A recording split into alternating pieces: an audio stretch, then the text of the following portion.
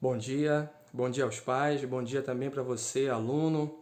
Nós vamos para mais uma aula, mas antes eu quero fazer uma breve oração com vocês, certo? Vamos orar? Senhor Deus, maravilhoso Pai, somos gratos a Ti pela vida, pela saúde. Obrigado também pelo final de semana. Continue nos abençoando, nos protegendo. Em nome santo de Jesus. Amém. Turma, olha só, nós vamos dar continuidade ao nosso capítulo, o capítulo 4. Nós falamos da crise de 29 na aula passada, nós vamos então aqui trabalhar o totalitarismo na Itália, tá certo? Nós temos alguns pontos importantes a serem mostrados, então eu vou aqui apresentar para vocês, certo? Nós vamos falar aqui um pouquinho sobre o regime totalitário. Eu quero que você entenda algumas características, desses regimes totalitários, para depois a gente trabalhar especificamente, tá certo? Sobre o regime totalitário italiano, tá certo? Nós temos então aqui os regimes totalitários. Esses regimes totalitários de direita, eram antidemocráticos, anticomunistas, nacionalistas e militaristas. Em relação aqui nós temos a guerra era entendida como uma demonstração de poder, tá? E os exércitos eram bastante o quê? Valorizados. Nós temos então aqui uma característica militarista, que é uma característica dos regimes totalitários, tá certo? Nós temos algo interessante também, que além dessas características que vocês acabaram de ver, tá certo? Nós temos também aqui o incentivo à ideologia, Nós temos então a política ideológica expansionista que previa a conquista de outros territórios, tá certo? Então, não bastava ser o quê? Não bastava ser nacionalista, militarista, antidemocrático, anticomunista, mas eles tinham uma política de expansão territorial, o que vai levar então ao confronto de outras nações europeias, Esse confronto que nós vamos estudar um pouquinho mais lá para frente sobre a Segunda Guerra Mundial, tá certo? Nós temos então aqui algumas características. Então, o nacionalismo. O nacionalismo é estimular o orgulho em relação à nação e torna o cidadão mais comprometido. Nós vamos ver que esse orgulho nacionalista ele vai ser trabalhado lá na educação.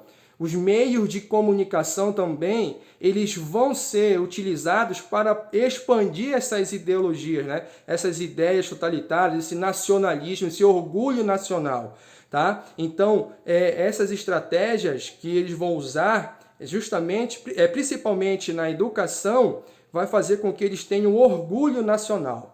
Tá certo? A antidemocracia, nós temos aqui também, ele se apresenta, ao regime totalitário, ele vai se apresentar como uma solução para as questões nacionais.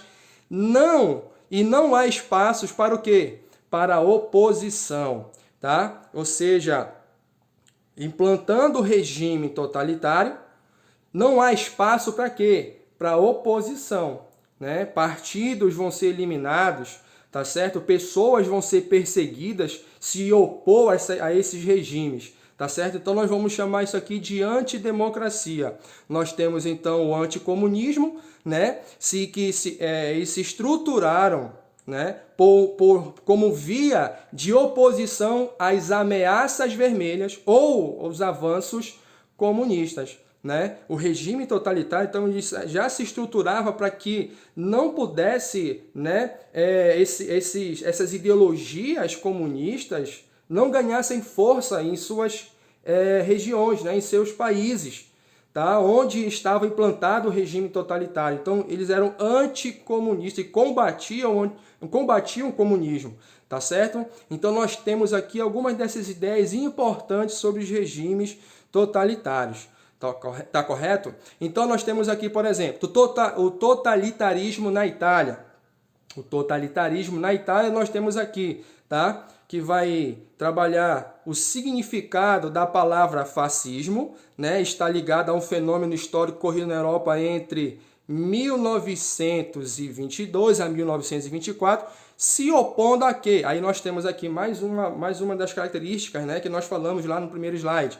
As democracias liberais e ao regime socialista soviético. Quando se trata de regime socialista soviético, está falando também do que nós já trabalhamos lá na primeira unidade, que foi sobre a Revolução Russa, né?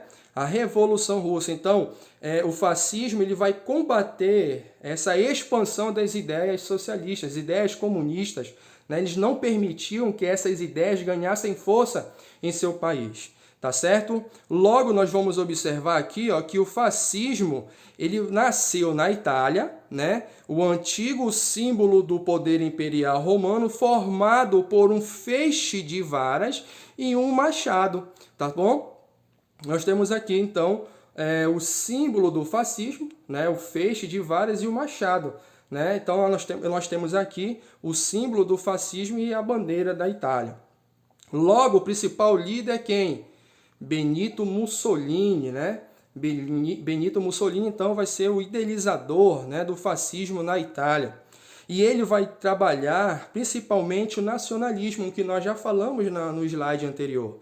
Né? Ele vai trabalhar na mente das pessoas esse orgulho nacional. Né? E as pessoas começam a aceitar a ideia de Benito Mussolini. Algumas estratégias ele vai usar. Tá bom? Logo, nós vamos ter aqui o seguinte, tá? Nós temos aqui o fim da Primeira Guerra Mundial, né? Ocorreram crises econômicas, principalmente para aqueles que participaram da guerra, né? No caso, a Itália participou da guerra, mesmo estando ao lado dos países vencedores, mas não conseguiu nada para o seu país. Né? Uma nação que se envolve em uma guerra, ela tem gastos, ela deixa de investir nos principais setores do seu país, mas o principal investimento vai para onde?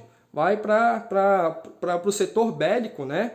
Para que eles possam, então, estar fortalecidos na guerra. E isso vai trazer graves crises econômicas. Nós temos, então, aqui problemas, né, com movimentos operários, ou seja, o desemprego, né, era algo comum na Itália, então era um problema para os italianos, né? Logo, nós temos aqui greves e manifestações, né? Isso são ideias voltadas para o quê? Comunismo, né? Para o socialismo, e para conseguir os seus direitos, né? Só que nós vamos entender que os movimentos operários, as greves, as manifestações, elas traziam insegurança, né? Traziam insegurança para a classe a média e alta, né? Por quê, professor? Porque essas duas classes, elas temiam uma revolução socialista, o que já havia acontecido onde? Na Rússia, tá certo? Então, eles temiam. Nós temos, então, aqui, né, a partir dessas crises econômicas, a partir desses movimentos operários, greves, né, manifestações, nós temos então aqui o conflito de partidos. Aí nós temos os partidários fascistas e partidários de esquerda. Né? A partir do momento que nós já conhecemos algumas características do fascismo, que ações eles vão usar, né, contra as manifestações, os operários, as greves, né, que nós temos aqui como os partidários de esquerda. Eles vão usar da violência, da agressividade para combater, para eliminar essas manifestações.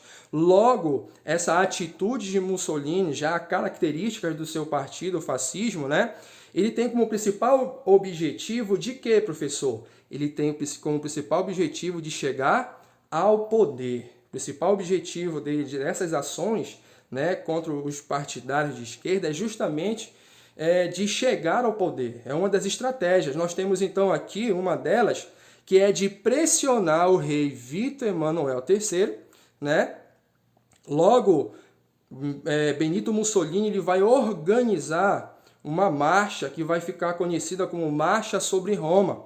E os partidários, né, fascistas vão ficar conhecidos como camisas negras.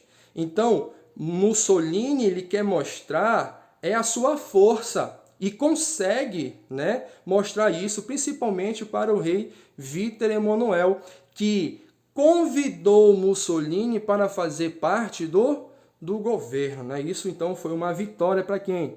Para Mussolini, que ele, a partir dessas manifestações organizadas por ele, conseguiu então ser convidado para fazer parte do governo de Vítor Emanuel. Logo, quando o Mussolini ele faz parte do governo, né?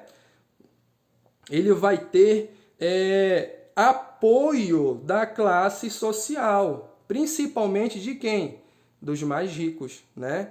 Os donos de terra, proprietários de terra, né? Nós temos então proprietários de indústrias, nós temos então aí os comerciantes que vão apoiar Benito Mussolini.